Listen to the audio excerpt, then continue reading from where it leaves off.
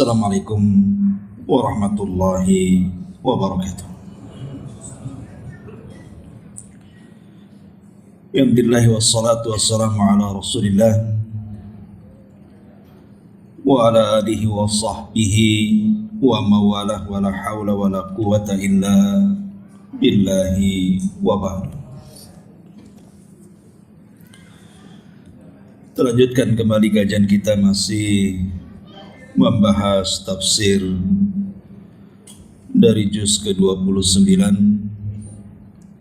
dan kita masuk pada surah Al-Qalam pada ayat ke-10 dan seterusnya.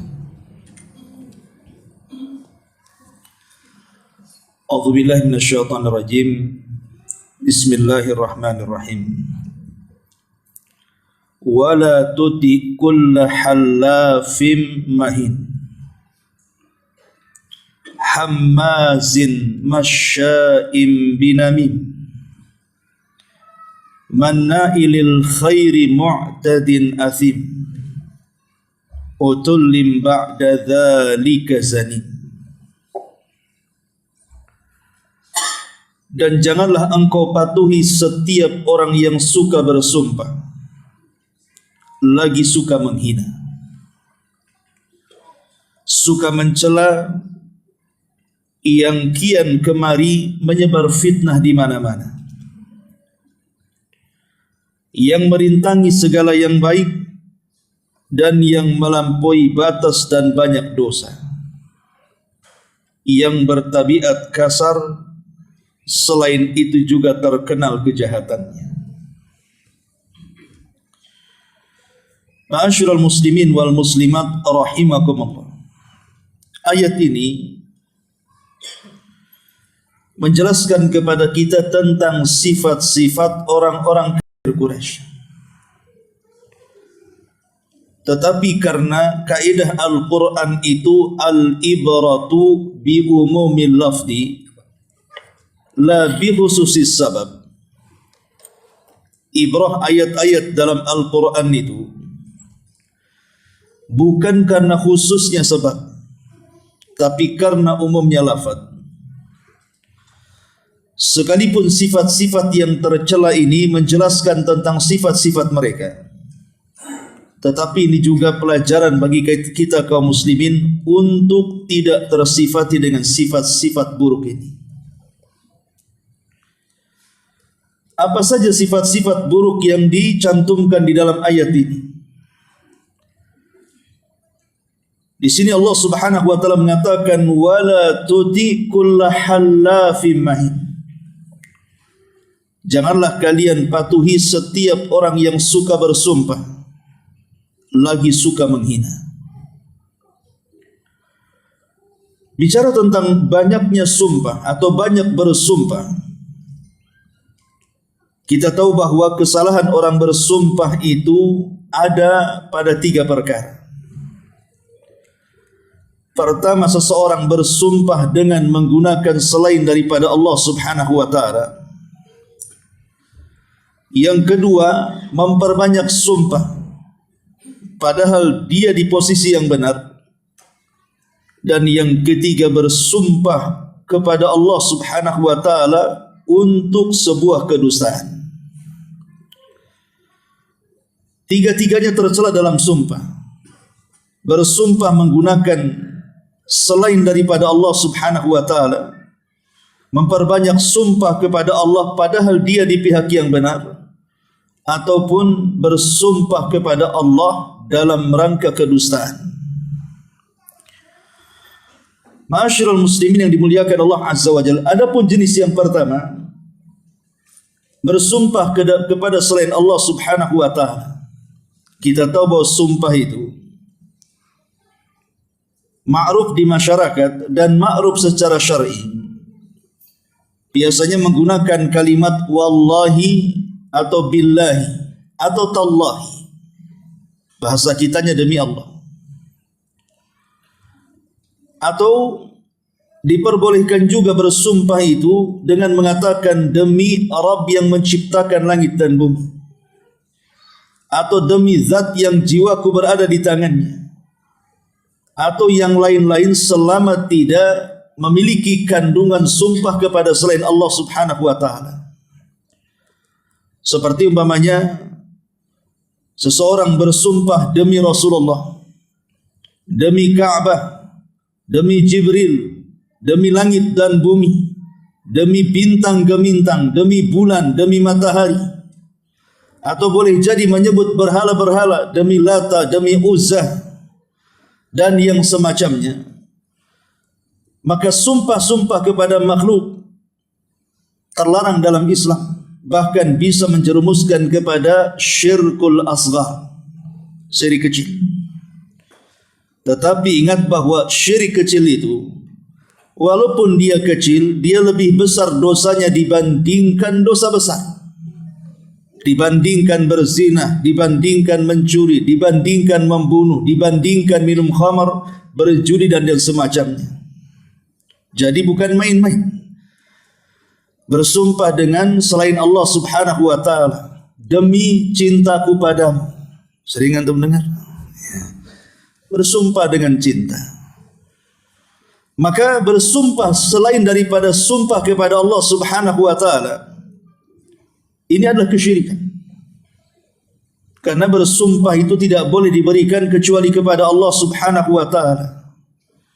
Makanya di dalam hadis Nabi sallallahu alaihi wasallam, Rasul bersabda, "Man halafa bi ghairillahi faqad asyrak." Barang siapa yang bersumpah kepada selain Allah Subhanahu wa taala, maka dia telah melakukan kesyirikan. Tidak boleh seseorang bersumpah demi Yesus, demi Wisnu, demi Lata, demi Uzza atau berhala-berhala yang lain. Bahkan demi langit dan bumi, demi bintang, demi bulan dan begitu seterusnya, maka terlarang dalam Islam. Makanya Syekhul Islam Ibn Taimiyah rahimahullahu taala, beliau mengatakan, al-halafu bil makhluqat kal halafi bil ka'bati au qabri syaikhin. Seseorang bersumpah dengan makhluk-makhluknya seperti bersumpah dengan Ka'bah, demi Ka'bah, atau demi kuburan syekh tertentu. Maka kata beliau, saya tidak tahu perselisihan ulama dalam hal ini, bahwa perkara ini adalah makruhatun manhiyun anha, sangat tercela dan dibenci, bahkan terlarang. Tidak boleh bersumpah kecuali kepada Allah Subhanahu wa taala. Makanya Nabi sallallahu alaihi wasallam dalam hadis yang dikeluarkan Bukhari Muslim dari hadis Abdullah ibn Umar radhiyallahu anhuma, satu hari Nabi sallallahu alaihi wasallam menjumpai Umar radhiyallahu an berada dalam tunggangannya, dalam kendaraannya, dan Umar ketika itu sedang bersumpah dengan bapak-bapaknya, dengan bapak moyangnya. Maka Nabi sallallahu alaihi wasallam memanggil Umar dan mengatakan, ala innallaha yanhakum an tahlifu bi abaikum, faman kana halifan falyahlif billah aw liyasmut. Wahai Umar, sesungguhnya Allah Subhanahu wa taala melarang kalian untuk bersumpah dengan nenek moyang kalian. Maka barang siapa yang ingin bersumpah, bersumpahlah dengan nama Allah. Kalau tidak bisa, maka diam lebih baik. Lihat ketegasan Nabi SAW mencegah, tidak mau ada kesyirikan walaupun itu syirkul asghar, walaupun itu syirik kecil. Ma'asyiral muslimin yang dimuliakan Allah Subhanahu wa taala. Makanya Abdullah ibn Mas'ud radhiyallahu an, beliau mengatakan dalam perkataannya yang sangat terkenal, la an ahlifa billahi kadhiban ahabbu ilayya min an ahlifa bi ghairihi sadiqa. Kalau saya bersumpah tapi tetap menyebut nama Allah Subhanahu wa taala untuk sebuah kedustaan, jauh lebih kusukai dibandingkan seseorang bersumpah kepada selain Allah walaupun untuk kejujuran. Kata Abdullah ibn Mas'ud radhiyallahu an, kalau dengan tetap menyebut nama Allah Subhanahu wa taala untuk sebuah kedustaan, jauh lebih kucintai dibandingkan bersumpah dengan menyebut nama selain Allah walaupun untuk kejujuran. Kenapa demikian? Bukankah dua-duanya juga tercela? Maka dijelaskan oleh Syekhul Islam Ibn Taimiyah rahimahullahu taala perkataan Abdullah ibn Mas'ud ini. Apa kata beliau? Wa dzalika li'anna sayyi'ata syirki a'zam min sayyi'atil kabirati. Kenapa Abdullah ibn Mas'ud radhiyallahu anhu mengatakan seperti itu? Karena keburukan syirik itu jauh lebih besar dibandingkan keburukan orang yang melakukan dosa besar. Berdusta itu dosa besar, tetapi kalau bersumpah kepada selain Allah itu kesyirikan. Makanya beliau mengatakan, kalau saya bersumpah atas nama Allah untuk sebuah kedustaan, lebih aku cintai dibandingkan berdusta kepada selain Allah tapi untuk kejujuran. Karena dusta itu dosa besar, tapi bersumpah kepada selain Allah itu kesyirikan. Walaupun sama-sama dua-duanya tercela, tetapi kesyirikan itu jauh lebih berbahaya dibandingkan dosa daripada dusta itu sendiri. Ma'asyiral muslimin wal muslimat rahimani wa rahimakumullah. Lalu bagaimana kalau seandainya ada seseorang terucap sumpah kepada selain Allah, seperti yang saya katakan tadi, demi bulan, demi bintang atau yang ma'ruf di masyarakat, demi cintamu kepadamu dan begitu seterusnya. Apa yang harus dilakukan kalau dia terlontar kalimat-kalimat seperti itu? Bagaimana taubatnya? Maka Nabi SAW mengatakan, man halafa minkum faqala fi halafihi wallata wal uzza falyakul la ilaha illallah wa man qala li sahibihi ta'ala uqamiruka falyatasaddaq bi syai'in.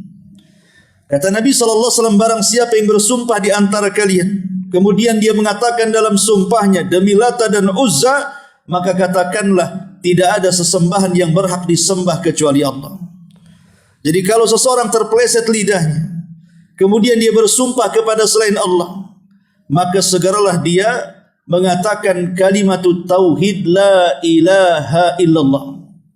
Begitulah cara tobat daripada sumpah kepada selain Allah Subhanahu wa taala, supaya kita tidak terjerumus kepada kesyirikan. Ini yang pertama. Yang kedua, kesalahan dalam bersumpah adalah memperbanyak sumpah. Selain bersumpah kepada selain Allah, adalah banyak sumpah. Dan biasanya banyak sumpah ini dilakukan oleh para pedagang. Karena Nabi SAW mengatakan salasun atau salasatun la yukallimuhumullahu wa la yanzuru ilaihim yaumal qiyamah wa la yuzakkihim wa lahum adzabun alim. Ada 3 kelompok kelak pada hari kiamat. Mereka tidak akan diajak bicara Allah. Bahkan Allah tidak sudi memandang mereka. Bahkan Allah tidak mau membersihkan dosa-dosa mereka. Bahkan sudah disiapkan azab yang pedih bagi mereka. Bayangkan 4 perkara yang menakutkan akan ditimpakan kepada 3 kelompok ini. Siapa 3 kelompok ini? Kata Nabi, al-musbil izarahu, orang yang melembrehkan kainnya di bawah mata kaki bagi laki-laki. Yang kedua, wal mannan bima ata, orang yang suka menyebut-nyebut pemberian. Dan yang ketiga, al-munaffaq sil'atahu bil halifil kadhib, orang yang ingin melariskan dagangannya dengan cara menguatkan dengan memperbanyak sumpah. Jadi para pedagang ini umumnya untuk menguatkan dagangannya supaya laris, tak segan-segan mereka bersumpah berkali-kali. Wallahi dari sana enggak dapat. Wallahi dari sana untungnya sedikit. Wallahi ini barang bagus. Wallahi. Padahal ucapannya benar sebenarnya. Memang dia tidak banyak untungnya. Memang dia tidak mendapatkan keuntungan yang melimpah dari jualannya. Benar ucapannya. Tapi dengan memperbanyak sumpah untuk apa? Tidak ada gunanya. Karena bagaimanapun ikhwatu fillah muliakan Allah Subhanahu wa taala, ada hikmah yang besar. Kenapa kita ini tidak boleh memperbanyak sumpah? Yang pertama, orang yang terlalu sering bersumpah dengan nama Allah, maka sumpah itu akan mengalir dari lisan dalam perkara yang besar ataupun yang kecil, sehingga sumpah tersebut tidak berbekas dalam hatinya sama sekali. Kan lama-lama orang enggak percaya dengan banyaknya sumpah. Orang ini banyak sumpah kali. Jadi sumpah itu tidak ada gunanya, padahal sumpah itu sebuah kemuliaan. Mengatakan wallahi billahi tallahi, demi Allah itu, ini sebuah kemuliaan.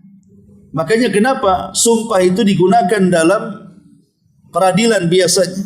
Orang-orang yang mereka tertuduh, maka mereka cukup untuk bersumpah saja. Namanya seseorang dituduh mencuri dan dia tidak mencuri, maka dia cukup mengatakan demi Allah saya tidak mencuri. Dan bagi orang yang menuduh dia harus mendatangkan bukti. Jadi sumpah itu digunakan dalam kondisi-kondisi tertentu saja yang sangat penting, sehingga dia harus menyebut nama Allah Subhanahu wa taala dengan sumpahnya. Lalu kalau sumpah diumbar begitu saja, lalu kalimat wallahi tallahi billahi ini enggak ada harganya, sehingga keagungan Allah Subhanahu wa taala semakin berkurang. Yang kedua, saat seseorang ingin sempurna mengagungkan Allah Subhanahu wa taala dalam ubudiyah, maka harusnya seseorang itu tidak banyak bersumpah. Kalau dia ingin mengagungkan Allah Subhanahu wa taala, tidak perlu banyak bersumpah. Banyak berzikir saja kepada Allah Subhanahu wa taala. Karena bagaimanapun seseorang yang memperbanyak sumpah, mau tidak mau dia sedang tidak mengagungkan Allah Subhanahu wa taala. Dan lebih daripada itu, orang yang banyak bersumpah, maka ia merendahkan kejujuran dirinya sendiri. Seolah-olah apa? Seolah-olah dia tidak yakin dengan dirinya sendiri, sehingga dia harus bersumpah supaya orang yakin dengan dia. Orang yang banyak bersumpah itu tidak pede sebenarnya. Makanya di sini perlu, padahal kita ini harus mengedepankan izzah kejujuran diri sendiri. Bagaimana caranya orang itu percaya dengan kita tanpa harus bersumpah? Harusnya seorang muslim seperti itu.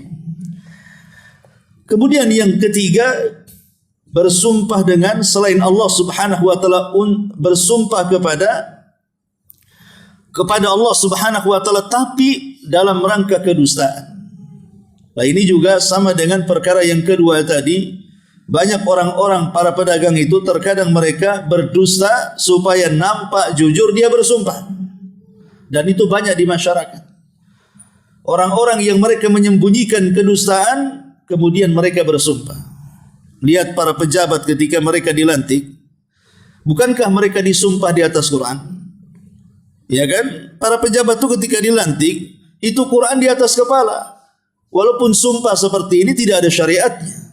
Akan tetapi kita tahu mereka disumpah atas nama Allah Subhanahu wa taala dan atas nama Quran. Tapi sumpah itu tidak berlaku kepada mereka. Kenapa? Karena kenyataannya setelah mereka bersumpah, mereka tidak jujur dalam bekerja. Sebagian mereka menjadi pencuri, korupsi dan yang semacamnya. Lalu apa sumpah yang sudah disumpahkan dia kepada Allah Subhanahu wa taala? Tidak ada gunanya. Makanya dalam ayat ini Allah Subhanahu wa taala mengatakan, wala tuti kulla hallafim mahin. Janganlah kalian mengikuti orang-orang yang banyak bersumpah, al-mahin, dan orang yang banyak mencela. Mahin itu arti menghinakan. Ya. Ma'asyiral muslimin wal muslimat rahimani wa rahimakumullah. Kita tahu bahwa Islam datang kepada kita ini membawa ajaran kesetaraan. Islam itu datang, ajarannya membawa kesetaraan. Itulah kenapa ditentang oleh orang-orang kafir. Orang-orang kafir Quraisy di zaman itu menentang. Sebab kalau seandainya Abu Jahal masuk Islam, maka dia setara dengan Bilal. Kalau seandainya Abu Lahab masuk Islam, maka setara dengan Khabbab, seorang budak yang masuk Islam. Mereka tidak mau adanya kesetaraan. Karena bagi mereka kemuliaan itu ada pada pangkat jabatan, kekayaan dan kepemimpinan. Sementara Islam datang itu membawa kesetaraan. Kalau orang sudah masuk Islam, maka tidak ada beda Anda orang kaya atau orang miskin, Anda pejabat atau Anda rakyat, Anda orang yang berkulit hitam, berkulit putih atau berkulit merah, semua sama di hadapan Allah. Dari sini Nabi SAW mengatakan la fadla bainal arabi wal a'jam walal aswad alal ahmar illa bi taqwallahi azza wajalla. Kata Nabi, tidak ada bedanya. Orang Arabkah Anda, orang non-Arabkah Anda, orang yang berkulit hitamkah Anda, orang yang berkulit merahkah Anda, di hadapan Allah itu sama. Itulah Islam. Makanya ibadah-ibadah dalam Islam itu semua menunjukkan kesetaraan. Salat berjamaah menunjukkan kesetaraan. Orang kalau masuk masjid, mau kaya duluan, mau miskin duluan, kalau dia mendapatkan saf pertama, maka itulah tempat salat dia. Orang yang berpuasa, mau kaya, mau miskin, tetap harus menahan lapar, dahaga, dan syahwat mulai terbit matahari, mulai terbit fajar sampai terbenam matahari. Orang yang sedang haji, semua menggunakan ihram. Dan ihramnya semuanya harganya sama. Semua berpakaian putih. Semua ibadah dalam Islam itu menunjukkan kesetaraan. Artinya kalau manusia dalam Islam itu setara, tidak boleh merendahkan manusia yang lainnya. Kita ini setara. Tidak boleh orang kaya merendahkan orang miskin. Tidak boleh kemudian orang sehat merendahkan orang sakit. Para pejabat merendahkan rakyat. Islam tidak mengenal itu. Makanya ini akhlak orang kafir. Allah mengatakan wala tuti kulla hallafim mahin.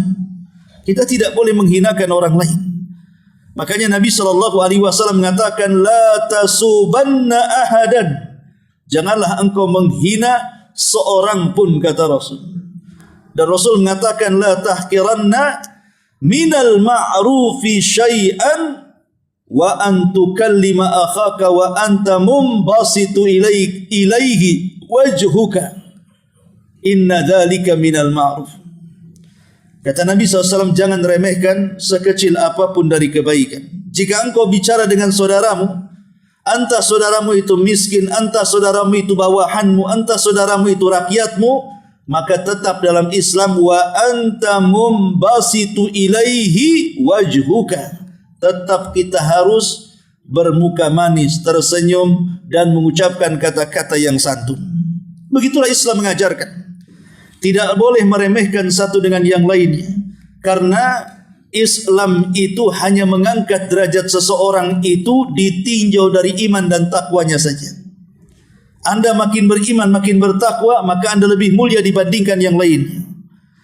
Tetapi kalau iman dan takwa hilang, maka Anda lebih hina dibandingkan yang lainnya. Dulu Abu Jahal orang yang dihormati. Untayan katanya penuh dengan hikmah, sehingga disebutkan nama beliau di zaman jahiliyah sebagai Abul Hakam, bapak kebijaksanaan. Karena kalau ngomong Abu Jahal ini sangat menarik, bisa mendamaikan dua orang yang berselisih. Tetapi ketika kemudian Islam datang, dan dia pun tidak mau memeluk agama yang hak, maka Abu Jahal tidak ada nilainya dalam Islam sama sekali. Rendah kedudukannya. Tapi seorang Bilal, seorang budak yang tidak punya nasab, bahkan tidak punya rupa, bahkan berkulit hitam, bahkan dia orang miskin fakir, tetapi ketika masuk Islam dimuliakan dalam Islam, sehingga namanya menggema ke seantero dunia. Sampai hari ini siapa yang tidak kenal nama Bilal? Nama Pak Udin saja kalau jadi muadzin disebut Bilal. Coba bayangkan. Mana Bilalnya? Namanya bukan Bilal Pak Udin, tapi disebut Bilal. Kenapa? Karena Bilal itu dinaikkan derajatnya oleh Allah Subhanahu wa taala karena ketakwaan dan iman. Makanya Islam itu bisa memuliakan seseorang dan bisa menghinakan seseorang. Abu Bakar dulu mulia, masuk Islam tambah mulia. Bilal dulu hina, masuk Islam dia mulia. Abu Jahal dulu mulia, karena tidak masuk Islam dia menjadi hina. Begitulah Islam menjadikan barometer kemuliaan seseorang itu ada pada iman dan takwanya. Makanya Nabi Allah Subhanahu wa taala mengatakan, "Inna akramakum indallahi atqakum." Sesungguhnya orang yang paling mulia di antara kalian adalah orang-orang yang bertakwa di antara kalian. Wala tuti' kulla hallafim mahin. Kemudian Allah Subhanahu wa taala mengatakan hammazin masya'im binamin. Suka mencela, hamaz. yang kian kemari suka mengadu domba. Allah Subhanahu wa taala mengatakan, wailun likulli humazatin lumazah. Humazah itu hamaz. Lalu apa bedanya humazah dengan lumazah? Jadi ada hamzun, ada lamzun, ada ghamzun. Sebagian para ulama mengatakan maksudnya hamzun, dia adalah orang yang suka mengejek dengan menirukan perbuatan orang. Kalau hamzun adalah orang yang mengejek dengan lisannya, tapi lamzun mengejek kepada manusia dengan perbuatannya. Umpamanya ada orang pincang lewat, ditirukan kepincangannya. Kita tidak pincang, ada orang lewat, antum tirukan pincang dia. Kan kurang ajar itu. Ada orang buta sebelah, antum pula tirukan, dibuta-butakan sebelah. Orang yang suka meniru-nirukan orang, maksudnya kekurangan orang ditiru-tiru kita, tentu dalam rangka merendahkan. Maka ini disebut hamzun, atau dengan lisannya mengejek manusia, umpamanya diejek fisiknya. Boleh jadi mungkin dia orang gemuk, kemudian dikata-katai macam-macam. Orang kurus dikata-katai macam-macam. Orang hitam dikatakan macam, dan begitu seterusnya. Hakikatnya Anda tidak sedang mencela tubuh dia, tapi Anda sedang mencela zat yang menciptakannya.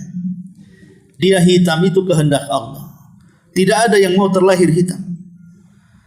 Kemudian ada orang terlahir gemuk sekali, itu kehendak Allah. Dia tidak mau terlahir seperti itu. Atau mungkin terlahir cacat. Tidak ada orang yang mau terlahir cacat, pincang, buta dan sebagainya. Orang itu ingin terlahir sehat. Ataupun orang miskin, dicela kemiskinannya. Siapa yang ingin terlahir miskin? Tapi itulah sudah takdir Allah Subhanahu wa taala. Ada hikmah di balik penciptaan berbagai macam jenis manusia. Kalau kita mencela fisik manusia, itu sama dengan mencela zat yang menciptakannya. Dan ini kurang ajar, tidak beradab dengan Allah Subhanahu wa taala. Hammazin masya'im binamin, atau seseorang yang suka mengadu domba ke sana kemari. Ngompor sana, kompor sini. Kalau gas 5 kilo masih mendingan, yang 25 kilo apa enggak meledak orang? Ma'asyiral muslimin yang dimuliakan Allah Azza wa Jalla. Masya'im binamim. Apa an-namim? Ulama mengatakan namim adalah at-tahrishu bainan nas was-sa'yu bainahum bil ifsad. Ulama mengatakan bahwa masya'im binamim, namim itu artinya at-tahrish bainan nas, berusaha untuk memanas-manasi manusia supaya bertengkar. Was-sa'yu bainahum bil ifsad, atau berusaha supaya dua orang di antara mereka menjadi rusak hubungannya. Atau dengan kata lain, mengadu domba ke sana kemari. Itu disebut masya'im binamim.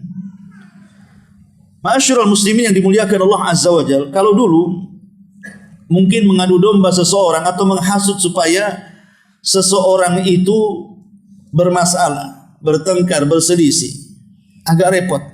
Karena harus jalan ke sana buat cerita lain, jalan ke sini buat cerita begitu. Kalau sekarang tidak, ngadu domba itu mudah. Karena di tangan kita sudah ada alat komunikasi. Umpamanya seseorang cukup saja WA istri orang, buat 3 kalimat, sayang, itu saja. Terbaca suaminya, itu sudah bertengkar, naudzubillah, kan begitu. Padahal boleh jadi SMS nyasar itu. Tapi ini menunjukkan bahwa sekarang ini mudah seseorang itu untuk mengadu domba orang. Bahkan mengadu domba negara saja bisa sekarang ini. Dengan adanya alat komunikasi ini.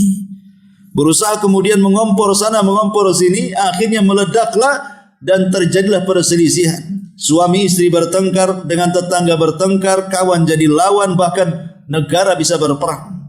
Itulah mengadu domba ini memang membahayakan sekali. Makanya Islam sampai mengatakan ala unabbiukum mal 'adha hiya namimatul qalatu bainan nas. Maukah aku habarkan kepada kalian apa itu sihir? Maka Rasul mengatakan sihir adalah namimah. Seseorang berusaha mengadu manusia lain sehingga mereka bertengkar. Makanya kenapa Nabi SAW mengatakan wa innal kalama la sihru. Dalam ucapan manusia itu ada sihir. Terkadang kita ngomong sesuatu, tersinggunglah kita. Akhirnya marah kepada orang yang dituju orang yang ngomong itu. Dan ini sangat banyak di masyarakat. Orang-orang yang bersifat picik suka mengadu domba, ngompor-ngompori supaya orang berselisih pendapat, bahkan bertarung secara fisik. Naudzubillah. Ma'asyiral muslimin wal muslimat rahimani wa rahimakumullah. Dan mengadu domba ini bahaya sekali. Pertama, Nabi SAW menganggap para pengadu domba adalah syirarul khalqi, seburuk-buruk manusia. Kata Nabi SAW,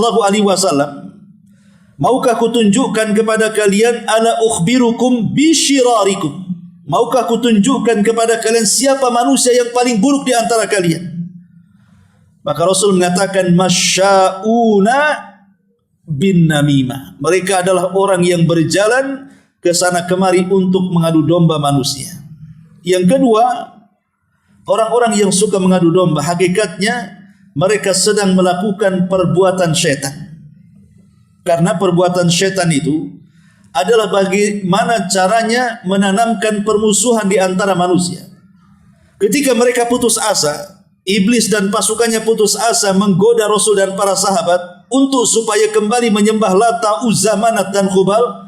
Rupanya para sahabat yang kuat tauhid dan imannya tidak mau kembali sebagai penyembah berhala. Sehingga hampir iblis putus asa kepada mereka. Sampai Nabi SAW mengatakan, inna syaitan qad ya'isa an yu'bada fi jaziratil Arab. Setan itu hampir-hampir putus asa untuk disembah di negeri Arab.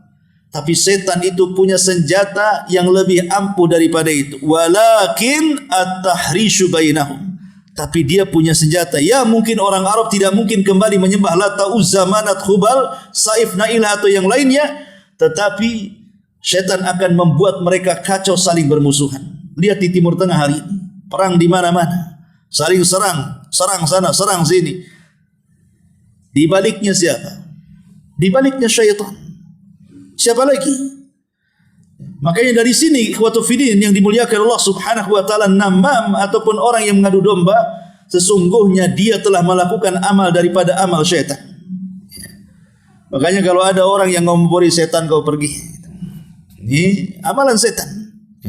Jangan ganggu, jangan kasih was-was saya. Kemudian yang ketiga, ingat bahwa orang-orang yang mengadu domba itu biasanya penampilannya sok menjadi penasehat. Seolah-olah dia memberikan saran, seolah dia memberikan pendapat, seolah dia memberikan nasihat. Padahal dia sedang membuat kompor kepada kita. Supaya kita panas akhirnya menyerang orang yang dikehendaki orang yang mengadu domba ini. Kemudian yang keempat, bahwa semua sifat kotor yang terdapat dalam diri seorang muslim itu ada pada orang yang suka mengadu domba. Kenapa demikian? Karena biasanya orang yang mengadu domba itu pertama dia jatuh kepada ghibah. Pasti dia ghibah. Kalau enggak ghibah enggak bisa. Mengadu domba pakai apa kalau enggak pakai ghibah? Yang kedua, pasti dia hasad. Kalau tidak hasad ngapain dia mengadu domba? Yang ketiga, pasti dia dendam, iri hati, dengki dan yang semacamnya. Kemudian yang keempat, pasti isinya dusta dan penipuan. Jadi semua akhlak tercela itu ada pada masya'im binami, orang yang berjalan ke sana kemari untuk supaya manusia bertengkar alias diadu domba. Ini di antara bahaya kenapa kemudian Allah Subhanahu wa taala mengatakan wala tuti kulla hallafin mahin masya'im binamim wala hammazim masya'im binamim manna'in lil khairi mu'tadin athim, yang merintangi kebaikan, menghalang-halangi manusia dari kebaikan, yang melampaui batas dan yang banyak dosa, manna'ilil khairi mu'tadin athim. Nabi SAW sampai mengatakan dalam sebuah hadis, kata Nabi SAW, inna minan nas mafatihul lil khairi inna minan nasi mafatiha lil khairi maghaliqa lisyarri. Sesungguhnya ada sebagian manusia itu menjadi pembuka pintu-pintu kebaikan, tapi di sana juga ada manusia yang suka membuka pintu-pintu keburukan. Kemudian kata Rasul, fatuba liman ja'alallahu mafatihal khairi ala yadayhi wa wailun liman ja'alallahu mafatihal syarri ala yadayhi. Maka beruntunglah bagi orang-orang yang di tangannya terbuka pintu-pintu kebaikan di hadapannya, tapi celakalah bagi yang Allah jadikan di hadapannya sebagai pembuka pintu-pintu keburukan kepada orang.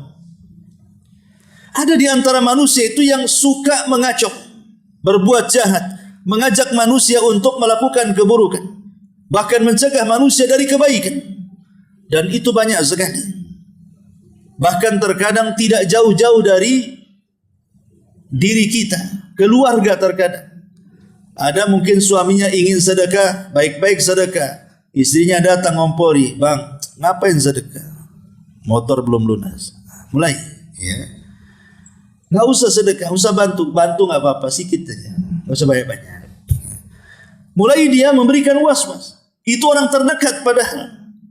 Apalagi orang-orang yang jauh. Jadi di masyarakat itu banyak sekali orang-orang yang membuka pintu keburukan.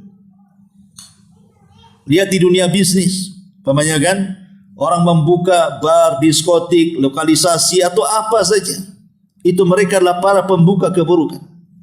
Tetapi ketika ada orang-orang yang membuka pintu-pintu kebaikan, membuat masjid, membuat pesantren, membuat sarana-sarana dakwah, yayasan-yayasan panti asuhan dan yang semacamnya, terkadang kita tidak mau berkorban untuk menyumbangkan harta kita untuk mereka. Tapi kalau untuk keburukan, untuk khamr, zina, na'udzubillah, mereka sesuai dengan kehendaknya menghabiskan semua hartanya begitu rela dan ikhlasnya. Lah manusia ada yang seperti itu. Makanya Allah mengatakan manna'ilil khairi mu'tadin athim. Ada yang mengatakan manna'ilil khairi artinya la yu'addi ma alaihi minal hukum. Ada juga tafsirnya mengatakan orang yang mencegah dari kebaikan itu maksudnya orang yang tidak melaksanakan hak dan kewajibannya. Istri tidak melaksanakan hak dan kewajiban kepada suami atau sebaliknya. Orang tua tidak pernah melaksanakan hak dan kewajibannya kepada anak dan sebaliknya. Orang tidak pernah melaksanakan hak dan kewajiban kepada tetangga atau sebaliknya. Ataupun melaksanakan hak dan kewajiban kepada kaum muslimin atau sebaliknya. Maka mereka adalah orang-orang yang disebut manna'in lil khairi mu'tadin athim. Ada juga mengatakan manna'in lil khairi, maksudnya orang yang tidak mau berbuat baik. Orang yang tidak mau berbuat baik, tidak mau menolong saudaranya, membiarkan saudaranya.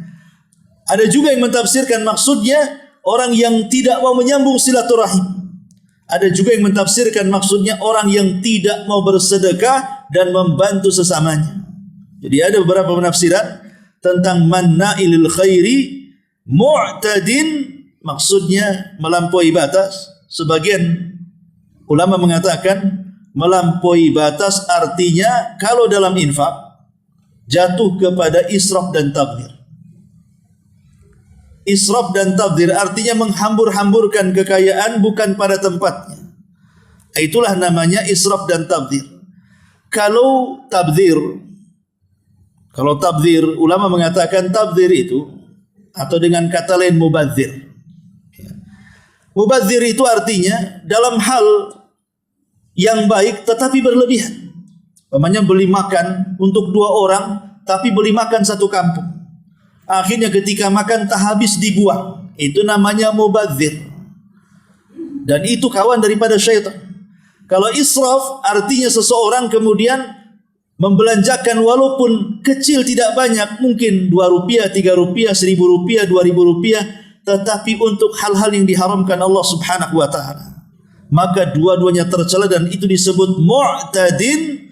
Kemudian al-asim, orang yang banyak melakukan kemaksiatan kepada Allah Subhanahu wa taala. Wallahu a'lam bishawab. Saya kan ada jawaban mungkin sampai di sini. Mudah-mudahan ada manfaatnya. Subhanaka wa bihamdika asyhadu an la ilaha illa anta astaghfiruka wa atubu ilaik. Wallahu ta'ala. Assalamualaikum warahmatullahi wabarakatuh.